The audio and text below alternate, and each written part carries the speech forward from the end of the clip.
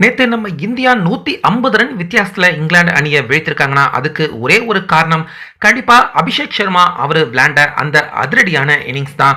வெறும் 54 பந்துகளுக்கு 135 ரன்கள் எடுத்தது மட்டும் இல்லாம 7 4 13 சிக்ஸர்கள் அடிச்சு இதுவரைக்கும் T20 ஆட்டத்துல இந்தியாவை பொறுத்த வரைக்கும் அதிகபட்ச ஸ்கோர் எடுத்த முதலாவது பிளேயர் அப்படிங்கிற ரெக்கார்டை நிகழ்த்திருக்காரு. இன்னும் பல சாதனைகள் இருக்கு அபிஷேக் சர்மா அவர் விளையாண்ட இந்த ஒரே ஒரு இன்னிங்ஸால.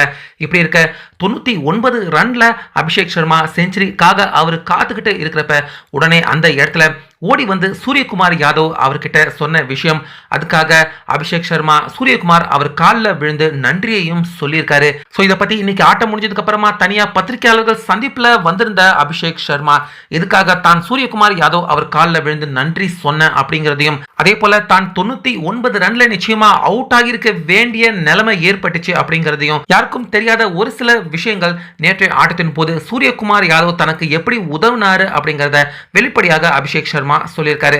சோ இதுல மிக மிக முக்கியமா அபிஷேக் சர்மா அவர் குறிப்பிட்டிருந்தது, இந்த இன்னிங்ஸை பொறுத்த வரைக்கும் இந்தியா ஏற்கனவே தொடர ஜெயிச்சிட்டதால கம்ப்ளீட்டா முழுக்க முழுக்க எந்த ஒரு சின்ன பிரஷர் கூட இல்லாம சுதந்திரமா தான் பேட்டிங் பண்ணதான் அதிரடியா விளையாடுறதுக்கு முக்கியமான காரணமாக இருந்துச்சு அப்படின்னு அபிஷேக் சர்மா சொல்லியிருந்தாரு. அதுலயும் குறிப்பா சிங்கிள் டபுள் எதையுமே எடுக்காம என்னுடைய எனர்ஜியை வேஸ்ட் பண்ணாம தொடர்ந்து சிக்ஸர்கள் பவுண்டரிகளை மட்டுமே அடிக்கணும் அப்படிங்கிற குறிக்கோளோட தான் இந்த இன்னிங்ஸை தான் விளையாட துவங்கின அப்படின்னு அபிஷேக் சர்மா சொல்லியிருக்காரு. ஸோ அவர் சொன்னது போல தான் நேற்றைய ஆட்டத்தின் போது அபிஷேக் சர்மா அவருடைய பேட்டிங்கும் அமைஞ்சிருந்தது. ஆனா கரெக்டா 97 98 99 கிட்ட வர்றப்பெல்லாம் அபிஷேக் சர்மா அவர் ஸ்லோ ஆயிட்டாரு. குறிப்பா சொல்லணும்னா அந்த ஒரு 4 ரன்கள் எடுக்கிறதுக்கு 7 பால் அபிஷேக் சர்மா அவர் வீணாக்கிட்டாரு. ஸோ இதை பத்தி அபிஷேக் சர்மா எதுக்காக தான் அந்த இடத்துல ஸ்லோவா விளையாண்டா அப்படிங்கிறத சொல்லியிருந்தாரு.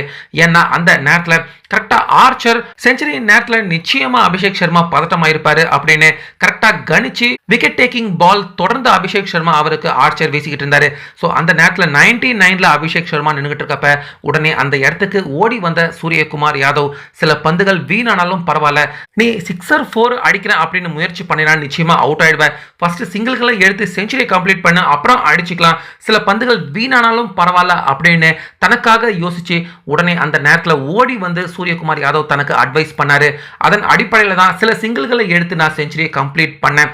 சூரியகுமார் யாதவ் மட்டும் இந்த அட்வைஸை எனக்கு சொல்லலைன்னா நான் கண்டிப்பா 98 99 ரன்ல நிச்சயமா அவுட் ஆயிருப்பேன். அதனால தான் செஞ்சுரி அடிச்சதுக்கு அப்புறமா சூரியகுமார் யாதவ் அவர் காலை தொட்டு நன்றியை தெரிவிச்சிருந்தா அப்படிங்கிற மாதிரி அபிஷேக் சர்மா இன்னைக்கு பிரஸ் மீட்டர்கள் சந்திப்புல தான் நேற்று அடிச்ச செஞ்சுரியை பத்தியும் அதுக்கு சூரியகுமார் யாதவ் தனக்கு உதவி செஞ்சதை பத்தியும் வெளிப்படையாக சொல்லி காலில் விழுந்த இந்த விஷயத்தை பத்தியும் அபிஷேக் சர்மா வெளிப்படையா பேசியிருந்தாரு. ஸோ அபிஷேக் சர்மா பேசுனது உங்களுக்கு பிடிச்சிருந்தா கண்டிப்பா இந்த வீடியோவுக்கு லைக் பண்ணுங்க.